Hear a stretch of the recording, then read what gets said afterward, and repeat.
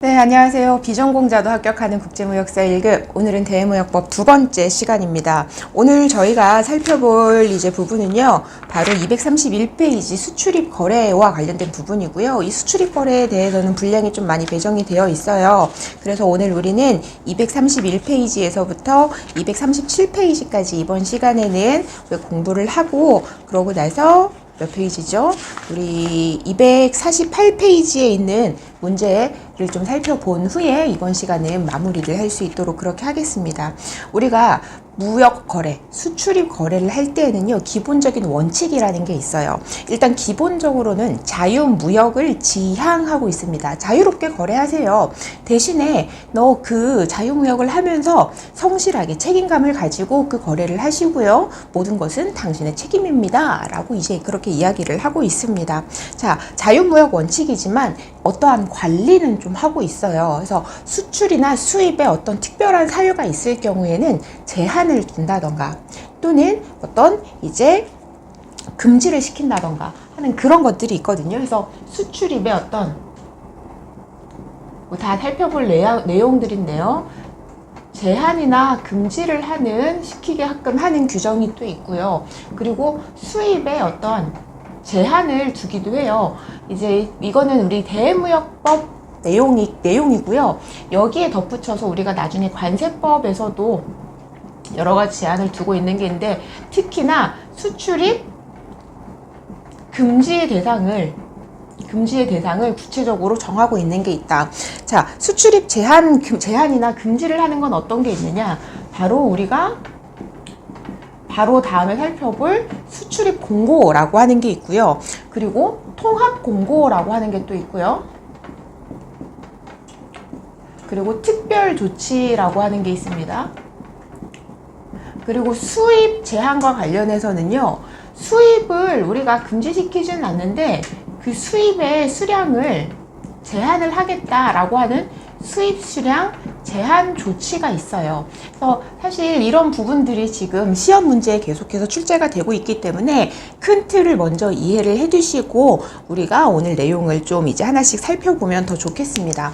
지금 좀 추가적으로 수출이나 수입이 사실 또 금지가 되고 있는 것들 몇 가지가 있긴 해요. 이 관세법과는 별개로 대외무역법에서도 이거는 수출하지 마세요라고 하는 게 있는데, 대외무역법에서 말하는 수출을 하지 못하도록 하고 있는 게 우리 개의 멍멍, 우리 도구 예쁜 강아지들 있죠? 개 샘모피라던가 아니면 고래고기라던가 이런 것들은 수출 금지가 되어 있고, 자갈이나 쇠석 아니면 이 철로 만든 평판 아변 제품, 납작한 철 제품들 있죠? 그런 거에는 좀 수출 제한이 걸려 있기도 합니다.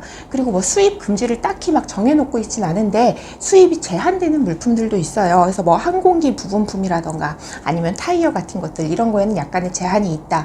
이 정도 간단하게 우리가 오버뷰해서 살펴보고 넘어가도록 하겠습니다. 자, 첫 번째 바로 여기 있는 수출입 공고, 수출입의 제한이라고 하는 거예요. 그래서 외교 관계를 좀 생각을 한다던가, 생물 자원을 보호하기 위한 목적이라던가, 경제 협력을 증진시키기 위해서 여러 가지 기술 발전의 사유로 수출 수입의 제한을 두고 있어요.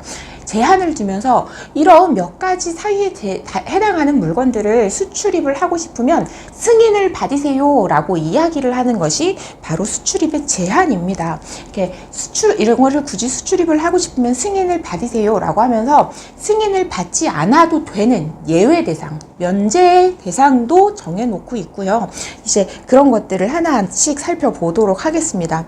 자, 산업통상자원부 장관은 다음에 어느 하나에 해당해서 필요하다고 해당하는 이행 등을 위해 필요하다고 인정해서 지정 고시하는 물품 등의 수출 수입 또는 수출 수입을 제한하거나 금지할 수 있다라고 얘기하고 있고, 아까 말씀드렸던 것처럼 이런 것들은 굳이 수출입하려면 승인을 얻어야 되고, 제한 걸어놓고 하고 싶어? 그럼 승인 받아. 그럼에도 불구하고 이런 애들은 승인 굳이 받지 않아도 돼. 요 흐름이다, 요 느낌이다 라고 보시면 되겠습니다. 만약에 승인이라고 하는 걸 받게 되면 그 승인의 유효기간은 1년이고요. 1년 범위 내에서 연장도 가능하다. 그리고 이거는 수출입에 어떤 제한이 필요해요 라고 해서 그런 조치를 건의를 할 수도 있어요. 그런 건의를 받으면 이거 그러면은 뭐 조치를 할게 바로 이렇게 하는 게 아니라 조치를 할 만한 대상인지 뭔가 조사에 착수를 해야 되거든요. 그 조사를 할지 안 할지 여부를 건의를 받은 날로부터 30일 이내에 결정을 하고 그 내용을 당사자에게 알리게끔 그렇게 하고 있습니다. 그럼 수출입에 제한이 되는 경우는 어떤 경우냐? 첫 번째, 조약과 그리고 일반적으로 승인된 국제 법규에 따른 의무의 이행 첫 번째고요. 두 번째는 생물자원의 보호, 그리고 세 번째는 교역 상대 국가의 경제협력 증진, 그리고 네 번째는 국방상 원활한 물자 수급, 마지막으로 다섯 번째는 과학기술의 발전, 그리고 마지막으로 이제 항공 관련 품목의 안전 관리에 관한 사항. 이러한 것들은 품목별로 수입 수량이라던가 금액이라던가 규격 이런 것들을 좀 제한을 하거나 이제 수출 수입 지역 등을 한정을 할 수가 있겠다 해서 1번부터 6번까지 이거를 조금 우리가 앞글자를 따서 본다면 이제 조약이라던가 아니면 국제법규, 이걸 줄여서 이제 조국 선생님께서, 유명하신 분이죠. 조국 선생님께서 생방송에 나갔어. 생물자원, 국방상 물자수급의 안정을 위해서 조국 선생님께서, 뭐 선생님이라는 표현이 옳을지 모르겠지만 생방송에 나가셔서 어떤 거를 얘기를 하냐라고 했더니 경제협력이라던가 아니면 과학기술이라던가 항공안전, 이렇게 그냥 스토리로 한 줄의 문장으로 한번 떠올려 보시면 어떨까 싶어요. 조국, 생방송, 경제협력, 그리고 과학기술, 또 하나 항공안전, 이렇게 한번 하나의 문장으로 기억을 해보시면 어떨까 싶어요. 이렇게 이런 이 6가지에 해당이 된다 싶은 애들은 수출입에 제한이 되는 애들이고, 이러한 것들은 내가 수출입을 하고 싶으면 승인을 받아야 되는데 일부 예외가 있다. 승인이 면제되는 경우가 있다. 그게 바로 232페이지에 있는 거예요. 그래서 가부터 사까지가 있어요. 맨 처음에는 긴급한 거. 이렇게 긴급한데 어느 세월에 이거 수출입 승인까지 받고 할 거야. 아니 뭐 이런 경우 있을 수 있겠죠. 뭐 조류 독감 이런 게 막 터져가지고 국내에 달걀이 없어요. 그래서 달걀을 막 긴급하게 가져와야 돼. 근데 이거 막 승인을 받고만, 이거는 좀 맞지 않죠. 이러한 경우가 해당될 수 있겠고, 나하고 다는 이제 어떠한 진짜 핵심이 되는 거래를 하기 위해서 어쩔 수 없이 부수적으로 일어나는 거래들이에요. 그래서 예를 들면은 어떠한 이제 내가 수출이나 수입을 했는데 그에 대한 부분품이라던가 하자 보수용 물품을 주고받아야 된다던가, 아니면 실제 주된 거래를 하기 위해서 그 전에 샘플을 먼저 보내주거나 샘플을 먼저 받아야 되는 이런 경우가 나나 다에 해당할 수 있다고 볼 수 있겠고요. 나는 무상으로 갔다가 다시 무상으로 들어오거나, 아니면 무상으로 들어왔다가 다시 무상으로 나가거나, 뭐 예를 들면은 뭐 시험 검사를 위한 물품이라던가 아니면 어떤 게 수리를 위한 것들, 이런 것들이 이제 해당이 될 수 있겠죠.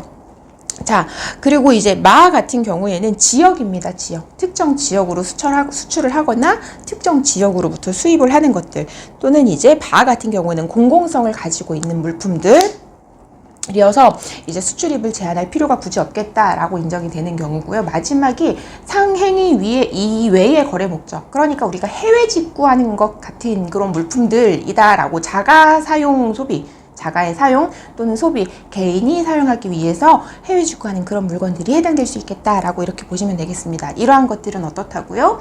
이제 수출입 제한 대상에 속한다 하더라도 그 승인이 면제가 된다라고 보시면 되겠습니다. 그래서 지금 긴급한 거, 그리고 부수거래, 그리고 또 무상으로 갔다가 무상으로 들어오거나 무상으로 들어왔다가 무상으로 나가는 거, 이런 거 있을 수 있겠고, 그리고 어떤 지역, 특정 지역, 그리고 공공성, 상행위 이외의 거래 목적, 이렇게 보시면 되겠습니다. 그래서 이제 승인 예외 대상 중에서도요, 수입 대상 물품의 어떤 이제 가격이 과세 가격이라고 합니다. 과세 가격이라고 하는 거는 우리가 뭐 세율 몇 프로 이렇게 하잖아요. 세율 몇 프로라고 했을 때 무언가에 세율 몇 프로를 곱하면 세금이 나온단 말이에요.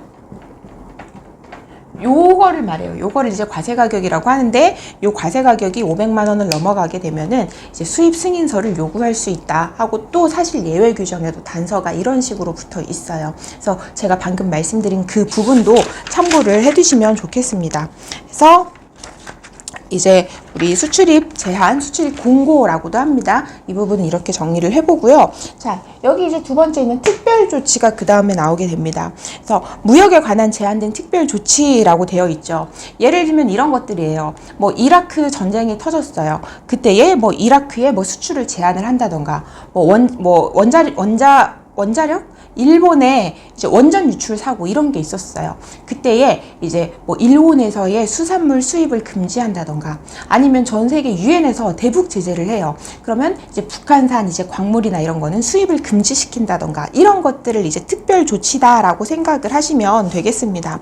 그래서 이의 및 요건에 보시면 산업통상자원부 장관은 다음 중 어느 한에 해당하는 경우에는 수출과 수입을 제한하거나 금지할 수 있다라고 하면서 1번부터 6번까지 쭉 읽어보시면 아시겠지만 천재지변이라던가 아니면 뭐 우리나라가 차별을 당했다던가 국제 평화를 유지하기 위해서라던가 생명 건강이라던가 환경 이런 것들을 보호하기 위해서 그러한 사유에 해당이 되면 어떠한 수출입을 제한하거나 금지할 수 있게끔 하는 거거든요. 그래서 첫 번째가 전쟁 살인 또는 천재지변, 그리고 상대방이 우리나라의 권익을 인정하지 않았을 경우 그리고 차별이나 우리나라를 차별하거나 어떤 부담 제한을 가하는 경우들, 국제 평화와 안전 유지의 의무를 이행하기 위해서 필요한 경우라던가 이제 생명 건강, 동물, 식물, 뭐 사람 다 포함입니다. 생명 건강, 환경 보전, 국내 자원 보호를 위해서 필요한 경우 이런 특별 조치를 할 수 있다. 특별 조치라고 하는 건 직접적으로 수출 수입에 제한을 하는 거기 때문에 이 특별 조치를 하게 되면 누군가는 반드시 어떤 이제 직간접적인 피해를 보게 돼요. 그래서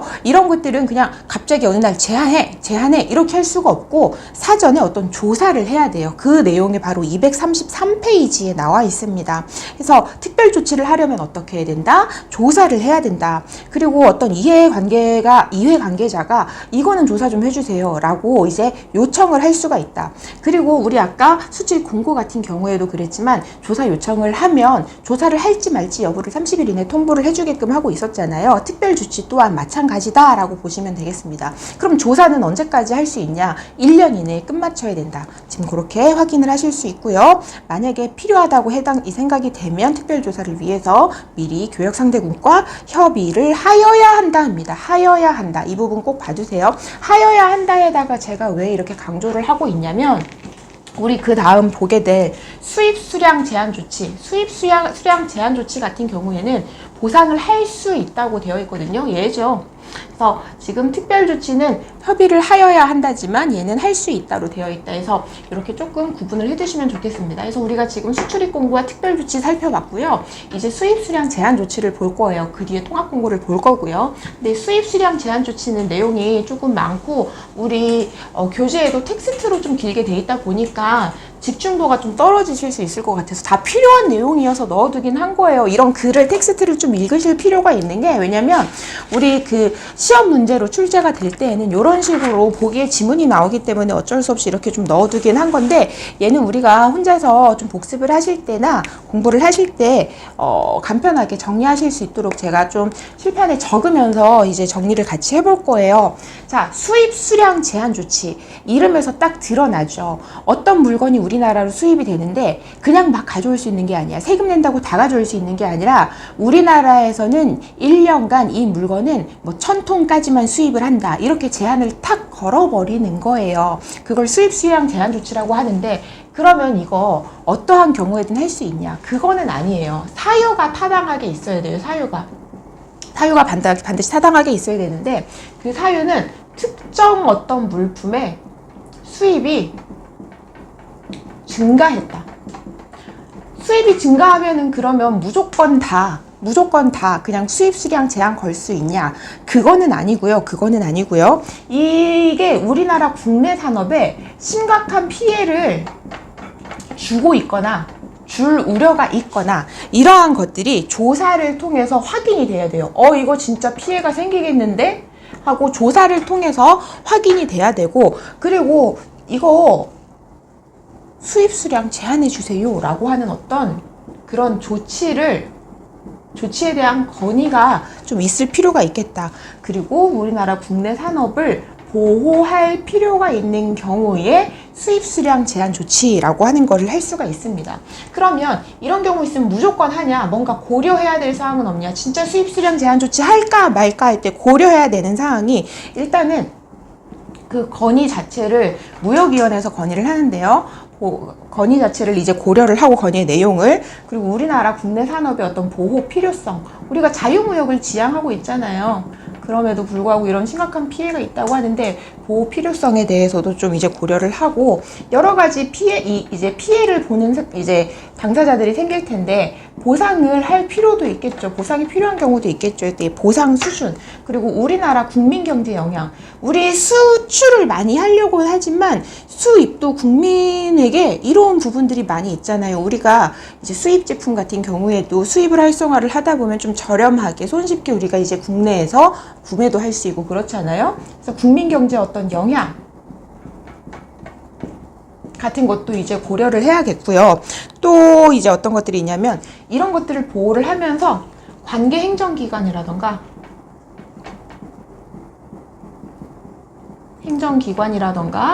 또는 뭐 이해관계인 협조 요청을 또 할 수 있다. 협조 요청이 가능하겠다. 그래서 사유가 있고 이러한 것들을 고려를 했을 때에 조치를 해야겠어 라고 하게 되면 그 조치는 우리가 지금 제목에 나와 있죠. 뭘 한다고요? 수입의 수량을 제한을 합니다. 수입의 수량을 이제 제한을 하는데 이거는 피해를 어떤 방지하거나 치유하거나 조정하는 데 있어서 필요한 법이네. 필요한 범위 내에서 할 수 있다.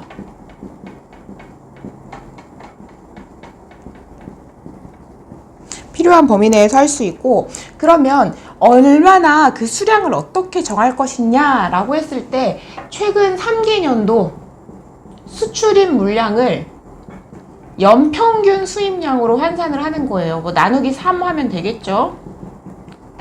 수입량으로 환산을 하면 이거를 이제 기준 수량이라고 하는데 그 이상에 대해서 이제 수입 수량 제한을 건다라고 보시면 되겠습니다. 이 조치를 할 때에는요, 우리 교재 지금 233페이지에 이제 4번입니다. 제일 아래. 어떻게 할 수 있다고요? 우리 이해 당사국가 수입 수량 제한 조치. 뭐 중국에서 오는 수입 제한 이렇게 하게 되면 이해 당사국은 중국이 되겠죠. 그 중국과 부정적 효과에 대한 적절한 무역 보상에 대해서 협의할 수 있다라고 되어 있어요. 아까 우리 특별 조치에서는 교역 상대국과 협의를 하여야 한다라고 되어 있는데 이 경우에는 어떤 협의를 할 수 있다라고 이제 반드시 하는 것은 아니라고 하는 점 챙겨봐 주시고요. 그리고 이 조치 같은 경우에는 234페이지에서 보시면 6번에 조치 시행일 이후 수입되는 물품에만 적용해서 여기에 협의 가능 이해 당사국가 반드시 조치 시행일 이후 적용. 이 조치에 대해서는 이렇게까지 정리를 해두시고요. 제가 지금 이렇게 간단하게 정리를 하면서 설명은 드리고 있지만 여러분들께서 복습을 하실 때는 반드시 교재에 있는 그 글자들을 한 문장 한 문장 한 글자 한 글자 꼼꼼하게 읽어보셔야 되겠죠. 자, 이렇게 조치를 하기로 했다면 그럼 수입 수량 제한하기로 우리 뭐 100만 톤 이상은 수입을 하지 않겠어. 어떤 특정 물품 어디서 오는 거에 대해서는 이렇게 수입 수량 제한 조치를 내렸어요. 그러면 그거는 영원히 가능하냐? 아니라는 거죠. 그 기간이라고 하는 게 있습니다. 그래서 기간은 우리 방금 아까 6번이죠. 6번에 보시면 적용 기간은 4년을 넘어서는 안 된다라고 기간이 이미 나와 있어요. 그런데 그 밑에 뭐가 또 많아. 이걸 이제 또 우리가 정리를 해봐야겠죠. 기간은 4년 이내 4년 이내 범위 내에서 이제 적용할 수가 있겠고, 자, 우리 수입 수량 제한 조치랑 좀 비슷한 게 관세법에 긴급 관세라고 하는 게 있어요. 특정 물품의 수입 증가로 이것도 똑같아요. 우리나라 국내 산업에 심각한 피해를 끼치고 있거나 심각한 피해가 발생될 우려가 있다고 하는 경우에 긴급 관세라고 하는 걸 부과할 수 있거든요. 근데 이것도 그냥 막 부과하는 게 아니라 사전에 조사를 해야 되는데 조사 기간이 엄청 길어요. 그러면 그 조사하는 동안에 피해가 계속 이제 커질 거잖아요. 거잖아요. 피해가 계속될 거잖아요. 그렇기 때문에 이 긴급관세라고 하는 걸 조사를 하고 있을 때에 잠정적으로 일단 부과하고 봐. 긴급관세 부과하고 봐 라고 할 수가 있거든요. 그걸 또 잠정긴급관세라고 합니다. 어쨌든 이런 잠정이라던가 아니면 그냥 잠정긴급관세가 됐든 긴급관세가 됐든 둘 다 이런 잠정긴급관세 또는 간접이 아니죠. 잠정긴급관세와 긴급관세 또는 이제 수입수량 제한 조치, 글자가 너무 기니까 그냥 동조치라고 할게요. 우리가 수입수량 제한 조치를 지금을 하고 있으니까 이러한 조치 가 적용 또는 부과된 기간만큼은 이제 시행을 할 수 없다. 단 2년 미만은 2년으로. 이 내용이 지금 몇 번에 나와 있냐면요. 7번에 나와 있어요. 그래서 산업통상자원부 장관은 수입수량 조치에 이미 대상이었거나 관세법에 따른 긴급관세 또는 잠정긴급관세의 대상이었던 물품에 대해서는 앞에서 적용됐던 그 기간 동안은 다시 한번 이러한 조치들을 할 수가 없다라고 하는 겁니다. 그 전에 또 내가 이거를 수입수량 제한 조치를 하려고 봤더니 그 전에 긴급관세를 관세법에서 부과한 적이 있어요. 3년간. 그러면 그 3년이 끝나고 나서 3년이 끝나고 나서 그 이후 3년간에는 이러한 것들 똑같이 또 적용할 수 없다라고 이야기를 하는 거거든요. 근데 만약에 뭐 1년 반 동안 적용됐었다라고 이렇게 2년 미만인 경우에는 2년으로 보는 거고, 다만 이거 진짜 그래도 해야 되는데 뭔가 피해가 심각한데 라고 하는 경우에는 그 기간이 지나지 않았어도 이러한 조치들을 부과하거나 적용을 할 수 있어요. 다만 두 가지 요건을 충족을 해야 돼요. 두 가지 요건을. 그게 바로 표에 나와 있는 부분인데요. 부과 후 그래도 최소 1년은 지났어야지. 그리고 재시행하려고 하는, 이번에 이렇게 시행하려고 하는 재시행일 이전 5년 내에 부과 횟수가 2회 이내일 것. 이 두 가지가 충족이 되어야 이제 기존의 기간이 지나지 않았음에도 불구하고 이러한 긴급관세라던가 수입수량 제한 조치를 적용을 할 수 있다. 이렇게 보시면 되겠고요. 이러한 조치는 내용을 변경하거나 아니면 기간을 연장도 할 수 있어요. 연장도 할 수 있는데, 다만 이렇게 내용 변경하거나 기간 연장을 시킬 때는 이 연장된 기간 동안에 적용되는 조치의 내용은 완화가 되어야 돼요. 더 강력하게는 안 돼요. 완화가 되어야 되고요. 만약에 이 연장을 하게 된다고 하면 이 긴급관세라던가 수입수량 제한 조치 이런 것들 다 합쳐서 8년을 초과할 수 없다. 8년을 초과할 수 없다. 그래서 이거는 뭐 잠정 또는 뭐 잠정 긴급이든 그냥 긴급이든 잠정 긴급관세랑 동조치 다 포함해가지고, 동조치라고 하는 건 수입수량 제한 조치죠. 이런 거 다 포함해서 8년을 초과할 수 없다. 이렇게 보시면 되겠습니다.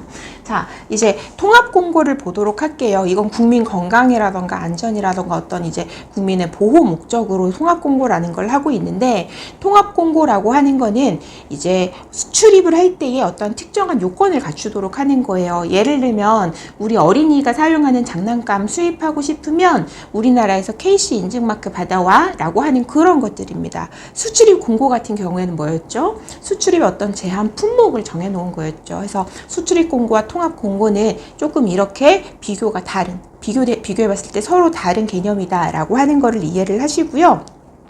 통합공고라고 하는 건 각 법마다 다 정해놓는 거예요. 뭐 어린이 제품과 관련된 법에서는 아이들이 쓰는 뭐 장난감 아니면 옷 아니면 뭐 물놀이 용품 이런 것들에 대해서 뭔가 막 이제 뭐 여러 가지 요건을 갖추도록 해놨을 거고, 전기용품 같은 경우에도 뭔가 정해놨을 거고, 화학 제품 같은 경우에도 뭔가 정해놨을 거고, 법들이 엄청 많잖아요. 얘네들을 하나로 진짜 통합해 놓은 거다라고 보시면 되세요. 그럼 각각의 법을 관장하는 이제 기관 국가기관에서는 국가기관의 기관장들은 이런 것들을 산업통상자원부 장관한테 이제 제출을 해서 이런 통합 공고가 만들어지는 겁니다.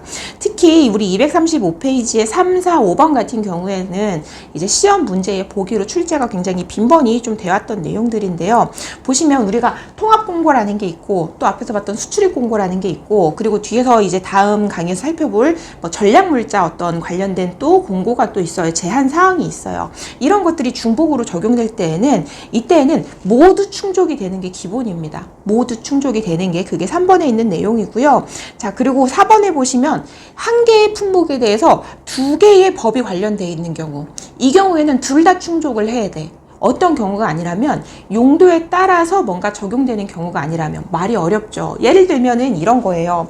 내가 어떤 이제 비누를 수입을 해요. 비누를 수입을 해요. 그래서 딱 봤더니 비누도 약용 비누가 있어요. 그냥 그냥 쓰는 비누가 아니라 약용 비누가 있고 우리가 세수할 때 쓰는 비누가 있어요. 그래서 딱 봤더니 이거는 약사법에서도 뭔가를 받아오라고 하고 있고 화장품법에서도 뭔가를 받아오라고 하고 있어요. 근데 이건 약용 비누 아니라 그냥 화장용 비누인데요?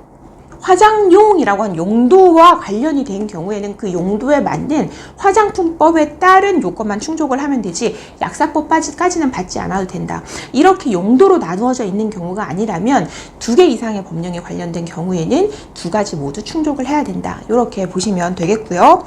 자, 그리고 5번도 이제 봐주시면 좋겠습니다. 수출입 공고와 통합 공고에서 뭔가 정하고 있는 게 각각 있으면 둘 다 이것도 충족을 해야 된다.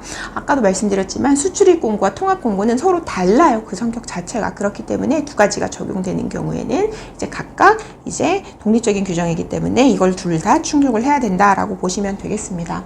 자, 이제 235페이지 제일 아래쪽 6번에 우리 수출 수입 실적 대상, 뭐 인정금액, 기관 인정 시점 이런 게 나와 있는데요. 수출이나 수입 실적을 가지고 이거를 많이 쌓으면 뭐가 좋냐면 아까 우리 아까가 아니죠. 앞선 강의에서 살펴봤었던 전문무역상사 지정을 할 때에도 뭐 수출 금액이라던가 이런 것들 정해놓은 기준이 있었죠. 전문무역상사 지정에 있어서도 도움이 이제 될 수 있고 그리고 어떤 융자를 받을 때 무역금융 대출 같은 거 받을 때에도 이러한 실적들이 많이 평가가 같이 되어지고요. 그리고 우리 수입을 할 때에는 매번 세금을 납부를 해야 되는데 이러한 세금의 어떤 납부를 한 달에 한 번만 한다던가 뭐 여러 가지 내가 뭐 담보와 관련된 담보를 제공하지 않아도 되게끔 뭔가 특별한 자로 지정을 해준다던가 이러한 것들에도 이런 수출입 실적이 많이 반영이 돼요. 그래서 그러면 수출 수입의 실적은 어떤 경우에는 얼마만큼의 금액을 어느 시점으로 잡아줄 것인가. 예를 들면 내가 수출 계약은 2022년 1월 8일 날 했는데 실제 수출은 2023년 이게 너무 큰 기계여서 2023년 2월 달에 수출이 실제 배를 타고 나갔다 하는 경우 그 인정 시점 이런 것들 논란이 있을 수 있잖아요. 그런 것들을 정해 놓은 게 바로 우리 이제 235번에 있는 6번에 있는 내용입니다. 수입은 굉장히 간단해요. 실적으로 인정을 해주는 거는 돈 벌어온 것만 해주겠다. 그래서 유상 수입권에 대해서 인정을 해주는 거고 그러면 인정을 해주는 그 날짜, 기준 날짜는 어떻게 되느냐라고 했을 때 수입을 할 때에는 수입 신고라는 거를 세관에 할 수밖에 없거든요. 그래서 수입 신고가 OK가 된 날, 그걸 수입 신고 수리가 되었다라고 하는데 그 수입 신고 수리일이 바로 인정 시점이 되겠습니다. 그리고 수입 같은 경우에는 인정해주는 금액이 인코텀제 기준으로 했을 때 CIF가 기준이고요. 확인 증명 발급 기관은 한국무역협회장 또는 산업통상자원부 장관이 지정하는 기관의 장인데 뭐 거의 한국무역협회장이라고 보시면 되겠습니다. 수입은 이렇게 간단한데 수출이 좀 보시면 복잡해요. 그래서 이걸 간략하게 정리를 또 한다고 한 게 A부터 N까지예요. A부터 N까지. 그래서 뭐 A 보시면은 인정 범위가 맨 앞에 있고 그 다음에 인정 시점이 있고 그리고 인정 금액이 있고 확인증명 발급 기간이 있는데요. 인정 범위는 처음부터 여러분들이 뭐 굳이 암기를 하실 필요는 없겠습니다. 문제가 어떤 식으로 출제가 되냐면 유상수출 같은 경우에는 뭐 FOB로 인정을 해준다. 맞았나? 틀렸나? 이런 식으로 고르게끔 하고 있기 때문에 인정 범위를 이제 다 이제 암기를 하실 필요는 없고 인정 범위별로 어느 시점에 누가 얼마를 인정해 주는구나 이거를 매칭을 좀 시켜야 돼요. 자, 일단은 인정 시점을 먼저 살펴보겠습니다. 유상으로 거래되는 수출, 그러니까 돈 받고 받고 물건 파는 경우에는 물건을 우리나라에서 내보내서 파는 거잖아요. 이렇게 어떤 세관에 신고를 하는 경우에는 그 수출 신고를 하는 경우에는 수출 신고가 오케이가 된 날 수출 신고 수리일이라고 보시면 됩니다. 수출 신고 수리일이라고 보시면 되고요. 중개 무역에 의한 수출, 그리고 외국인도 수출, 이렇게 신고가 되지 않는 경우에는 실제 돈 들어왔어, 그래서 수출을 했으면 돈 벌어왔어 라고 하는 그 입금일이 기준이 된다고 보시면 돼요. 물건을 뭔가 수출이라는 건 팔았다는 거잖아요. 근데 세관에 신고는 하지 않았어. 그럼 대부분 이 경우 입금일이에요. 자, 보시면 원양어류에 의한 수출이 D에 돼 있는데요. 원양어류에 의한 수출도 수출신고 수리일로 돼 있어요. 이거는 외국에서 공해, 해외 바다에서 물고기 잡아가지고 외국에서 그냥 판매를 하는 거거든요. 이것도 수출신고 하나요? 네, 어떻게 하냐면요. 어떤 이제 수출 사실 증명서류 같은 거를 무슨 한국원양어협회 같은 데를 통해서 서울세관에 시스템으로 제출을 해요. 그게 수출 신고가 되는 거예요, 원양어로는. 그래서 원양어로 같은 경우에도 수출 신고 수리일이 되겠다. 또 수출 신고를 하는 경우 어떤 경우냐? 우리나라 이제 어떤 우리나라의 사람이 해외에서 건설 사업을 하고 있는데 거기로 뭐 기계 설비 같은 걸 보내. 이거 다시 안 받을 건데요. 한국으로 다시 안 가져올 거예요. 우리나라 사람이 해외에서 열심히 지금 건설 공사 해가지고 거기서 돈 벌어오려고 그때 필요한 기계예요. 다시 안 가져올 거라니까요 라고 할 때 물건이 물리적으로 한국에서 외국으로 나갈 때는 세관에 무조건 수출신고라는 걸 해야 돼요. 그래서 이 경우에도 수출신고 수리일이 되겠다. 수출신고 수리일이 되겠고, 이제 나머지는 이제 입금일 기준이라고 이렇게 보시면 되겠습니다. 그래서 수출 신고를 어느 경우에 하는가? 우리나라 사람이 외국에서 쓰려고 기계 설비 같은 거 사업하고 있는 사람한테 보낼 때 물건이 물리적으로 이동하니까 당연히 수출 신고해야 되고, 돈 받고 외국에 수출하는 경우, 유상으로 수출하는 경우에도 물리적으로 물품이 이동이 되는 경우 수출 신고를 해야 되기 때문에 수출 신고 수리일이 되겠고, 그리고 나머지 이제 또 하나 뭐가 있었죠? 원양어로가 있었죠. 원양어로 같은 경우에도 어떤 이제 시스템 상으로 서울세관에 수출 확인 서류를 또 원양어업 협회를 통해서 제가 아까 서울세관으로 보낸다고 말씀드렸죠. 이것도 수출 신고가 그렇게 시스템으로 되는 거거든요. 이 경우에도 수출 신고 수리일이고 나머지는 입금일이다. 중간에 조금 다른 게 있죠. 외국한 은행을 통한 대금 결제일, 뭐 당사자 간의 대금 결제일, IJK 이 부분인데 이거는 국내 거래라고 보시면 돼요. 일단 IJK가 어떤 경우냐면 내가 수출을 할 사람이에요. 물건을 이제 만들어서 수출을 할 사람인데 이 물건을 만들 때 필요한 재료들이 되게 많아요. 이 재료들을 옆집에 김 사장님, 최 사장님, 박 사장님한테 사오는데 이거 나 있잖아요. 수출을 하기 위한 재료니까 이거 말해가지고 이거 수출용이라고 부가세 면제해달라고 얘기해. 이렇게 말을 할 수가 있거든요. 부가가치세라고 하는 건 여러분 소비세예요. 우리나라에서 사용 소비하기 때문에 부가가치세가 붙는 거예요. 근데 옆집에 있는 김 사장님이 나한테 원재료를 판매하는 건 우리나라 안에서 사용 소비되는 게 아니라 최종적으로 나가려고 하는 거잖아요. 외국에서 돈 벌어오려고 이 김 사장님께서 나한테 재료를 파는 거잖아요. 외국에서 돈 벌어올 물건을 만들려고. 이런 이제 국내 거래에서 발생이 될 수 있는 게 내국 신용장이라던가 구매 확인서라고 하는 게 있는데요. 국내 거래이긴 하지만 어차피 외국에서 돈 벌어오려고 지금 거래가 일어나는 거기 때문에 이러한 경우에도 이제 수출 실적으로 인정이 될 수가 있어요. 그리고 산업통상자원부 장관이 지정하는 생산자의 수출 물품 포장용, 골판지, 상자의 공급 이런 것들도 이제 국내에서 거래가 일어나지만 수출 실적으로 인정받을 수 있다. 이 경우에 당연히 수출 신고하지 않고 당사자 간에 돈이 이제 뭐 거래가 되겠죠. 그때 대금 결제일이다 라고 이것만 좀 구분해서 보시면 되겠습니다. 우리 내국 신용장하고 구매 확인서 같은 경우에는 우리 다음 이제 강의에서 좀 다뤄볼 부분이기 때문에 그때 좀 더 다시 자세히 말씀을 드리도록 하고요. IJK 이 부분은 국내 거래임에도 불구하고 수출 실적으로 어떻게 보면 인정이 될 수 있는 부분이다 라고 보시면 되겠습니다. 그래서 인정 시점은 수출 신고 수리일이거나 돈이 실제로 들어온 날, 입금일이다. 그리고 국내 거래 같은 경우에는 대금 결제일이다. 이렇게 그냥 간단히 정리해 두셔도 괜찮습니다.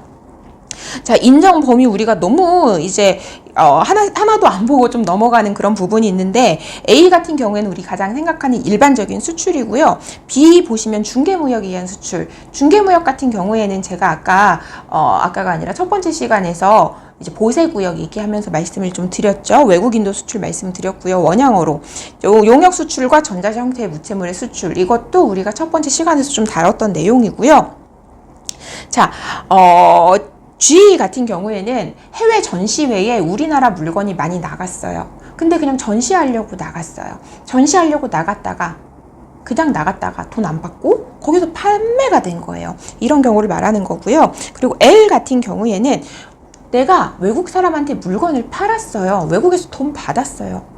돈 받았는데 그 외국 사람이 그거 있잖아, 일단 나한테 보내지 마. 그 너네 한국에 있는 누구한테 내가 빌려주기로 했거든. 임대차 계약에 따라서 국내 업체에 공급하는 경우, 물건은 국내에 공급을 하지만 이건 이 사람한테 소유권을 주는 게 아니라 실제 소유권을 가지고 있는 외국 사람의 어떤 지시에 따라서 그 사람이 빌려주기로 한 국내 사람한테 물건을 이제 건네주는 경우를 말하는 거고요. M하고 N 같은 경우에는 자, 내가 외국에서 돈을 받기는 했어요. 외국에서 돈을 받기는 했는데 물건을 외국으로 보낸 게 아니라 처음에 있는 M 같은 경우에는 우리나라 자유무역지대, 그리고 밑에 있는 N 같은 경우에는 보세구역이라고 하는 것. 자유무역지대하고 보세구역은요, 뭔가 우리 소비자들이 쉽게 들어가서 물건을 내 맘대로 사오고 꺼내오고 할 수가 없어요. 엄연한 이제 영토는 국내 한국 영토 위에 있지만 관세선 어떻게 보면 밖이다. 소비자들이 쉽게 가서 사용 소비할 수 있는 곳이 아니다. 이렇게 보시면 되거든요. 그래서 이렇게 자유무역 지역이나 보세구역으로 물건을 넣으려면 이것도 이거 우리 소비자 시장에서 자유무역 지역으로, 소비자 시장에서 보세구역으로 물건 넣을게요 라고 하고 세관에 신고라고 하는 걸 해요. 수출 신고는 아니지만 반입 신고라는 거를 하게 됩니다. 그래서 여기 반입 신고라고 M하고 N은 묶어서 반입 신고라고 적어두시면 좋을 것 같아요. 그래서 수출 신고는 아니기 때문에 얘네 같은 경우도 이제 입금일을 기준으로 한다. 자, 이제 237페이지에는 인정 금액 부분으로 넘어가 볼게요. 우리 수입 같은 경우에는 인정 금액이 CIF라고 했거든요. 우리나라 수출 실적은 FOB를 기준으로 합니다. 우리나라 수입 실적은 CIF를 기준으로 하고요. 그래서 막 뉴스에서 이번 분기 수출 실적은 뭐 어쩌고저쩌고 얼마다 나오면 아, 저거 FOB 기준이구나 하고 알아두시면 되겠습니다. 그래서 수출 통관액 FOB 기준 A, 우리 일반적인 수출 같은 경우에는 그렇고요. 중개무역 같은 거는, 중개무역은 뭐라고 했나요? 중간에 내가 마진 취하는 거. 중국에서 들어온 물건, 우리 인천항에, 중국에서 우리나라 인천항으로 들어온 물건에다가 내가 마진 뭐 100만 원 붙여가지고 일본으로 팔았다. 그럼 그 마진이 수출 실적이 되는 거예요. 수출 실적 인정 금액이. 그래서 우리 교재에서는, 우리 법에서는 뭐라고 하고 있냐면 이거를 가디계획이라고 이야기를 하고 있습니다. 수입할 때 CIF 가격이 있겠죠.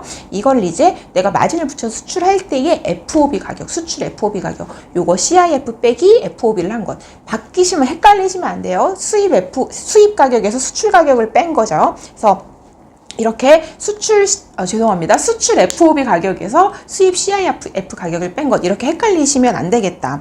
자, 그리고 외국인도 수출은 외국에서 외국으로, 중국에 있는 내 공장에서 생산한 거를 미국으로 바로 보냈다. 외국에서 외국으로 인도한 수출이죠. 이 경우에는 우리나라의 은행에, 외국한 은행이라고 하는 거는 우리가 거래하는 국민은행, 뭐 우리은행, 기업은행 이런 데 말해요. 외국한 은행의 입금액이 되겠다. 인정 금액은. 그리고 원양어로에 의한 수출 중 현지 경비 사용분은 외국한 은행의 확인분. 그러니까 입금된 금액을 기준으로 하긴 할 건데, 원양업의 어떤 이제 장려를 위해서 현지에서 원양어로를 위해서 사용한 경비가 있으면 그것도 수출 실적으로 인정을 해줄게 라고 특별히 뭔가 혜택을 하나 더 주는 게 있어요. 그래서 그거는 이제 그런 경비는 외국한 은행에서 확인을 해준 분이다. 그렇게 생각을 하시면 되겠고요. 나머지는 이제 입금된 금액, 확인된 금액, 외국한 은행에서 결제된 금액, 대체적으로 이렇게 보시면 되세요. 다만 이제 우리 H 같은 경우 수출 신고한 경우에는 이제 우리 A와 똑같이 수출 통관액 FOB 가격이라고 보시면 되겠습니다. 기본 베이스는 FOB다. 근데 중개무역 마진 남기는 거는 FOB 수출 가격에서 수입 CIF 가격을 뺀 것. 나머지는 외국한 은행에 실제 입금된 금액, 결제된 금액, 원양어로 같은 경우에는 이제 어떠한 이제 경비 사용분이 추가로 외국한 은행을 통해서 확인된 금액, 이렇게 좀 전체적인 흐름을 먼저 이해를 해두시고 하나씩 체크를 하면서 챙기시면 좋을 것 같아요. 자, 확인 증명 발급 기관은요, 뭔가 세관에 신고를 했다라고 하면, 한국무역협회장이라고 생각을 하시면 돼요. 그렇기 때문에 수출 신고한 것들 한국무역협회장, 그리고 아까 우리 맨 밑에 자유무역 지역이라던가 아니면 보세구역이라던가 물건 넣을 때 반입신고라는 걸 세관에 해야 된다고 말씀드렸잖아요. 이것도 세관에 신고한 거잖아요. 이 경우에도 한국무역협회장 이렇게 되겠다. 그럼 한국무역협회장 빼고는 나머지는 뭐냐? 외국한 은행장. 은행에다가 은행에서 실적 인정서, 확인서, 증명서 받으세요 라고 하는 거예요. 이렇게 정리하면 간단하거든요. 다만 이제 좀 다른 게 뭐가 있냐면 원양어로에 의한 수출은 수출 신고를 한다고 했는데 어라? 외국한 은행장으로 돼 있네. 왜냐면 얘는 혜택을 좀 더 줬잖아요. 해외에서 뭔가 경비로 사용한 것도 이제 수출 실적으로 인정을 해준다면서요. 근데 그 추가로 인정해 주는 걸 누가 확인할 수 있겠어요? 은행이 확인할 수 있겠죠. 그렇기 때문에 이 원양어로 같은 경우에는 특이하게 수출 신고를 했음에도 불구하고 외국한 은행장이 이거를 확인을 해주고 있다라고 보시면 되겠고, 자, 전자적 형태의 무채물이라던가 아니면 이제 용역 수출 같은 경우에는 각각의 관련된 기관들이 있어요. 그래서 한국무역협회장 외에 그런 관련된 뭐 한국선주협회라던가 한국관광협회라던가 아니면 소프트웨어 산업협회장이라던가 이런 곳에서도 확인 증명을 받을 수 있겠다라고 이렇게 보시면 되겠습니다. 그리고 이제 IJK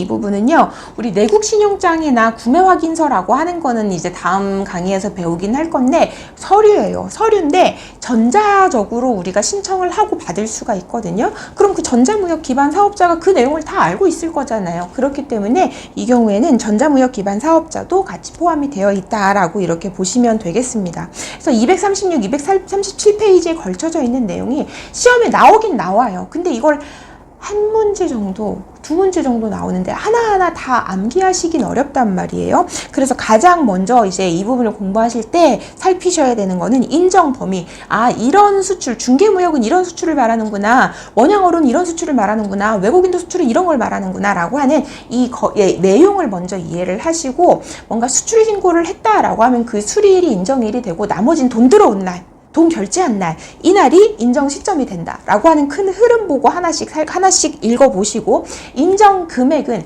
수출 신고를 한 거는 이제 FOB 금액, 그리고 중개무역 같은 경우에는 내 마진, 나머지는 이제 우리가 외국한 은행을 통해서 입금되거나 이제 결제가 확인된 부분이다 라고 보시면 되겠고, 확인 증명의 발급 기관은 세관에 어떤 신고를 했다라고 하면은 그건 한국무역협회장, 나머지는 외국한 은행. 여기서 원양어로가 좀 특이했다. 얘네는 해외 현지 경비 사용분도 은행에서 확인을 해주면 수출 실적을 잡아줬기 때문에 이 원양어로 같은 경우에는 수출 신고는 하지만 누가? 외국한 은행장이 한다. 그리고 뭐 용역이라던가 아니면 전자적 형태의 무채물은 관련된 기관들이 있어서 한국무역협회장 외에 다른 그 기관의 장들에게서도 확인 증명을 발급받을 수가 있다라고 이렇게 보시면 되겠습니다. 그리고 이제 뭐 내국 신용장이나 아니면 구매 확인서 같은 거는 우리가 전자적으로 신청을 하는데 그 전자무역 기반, 그 전자적으로 신청을 하는 특정 사이트가 있어요. 그 전자무역 기반 사업자에게서도 확인 증명을 내용을 다 알고 있으니까 받을 수 있다. 이렇게 큰 흐름을 이해를 해두시고 하나씩 아, 이래서 여긴 여기구나 라고 하나씩 읽어보시면서 복습을 좀 여러 번 이제 해보시면 도움이 많이 되실 것 같아요. 자, 그럼 여기까지 우리 기본 강의는 하고 관련 문제를 하나 정도만 이제 좀 풀어보도록 하겠습니다. 페이지는요 248페이지고요. 248페이지 2번 문제 보도록 하겠습니다. 3번 문제 볼게요. 3번 문제 보도록 하겠습니다. 다음 중 실적 확인 및 증명 발급 기관의 장이 다른 하나는, 보시면 중개무역에 의한 수출 신고 하나요? 안 하죠. 외국인도 수출 신고 하나요? 안 하죠. 세관에 뭔가 신고를 한다고 하는 건 물건이 물리적으로 한국에서 외국으로 나갈 때, 한국에서 물건이 일단 처음에 움직였을 때 세관에 신고를 하는 거예요.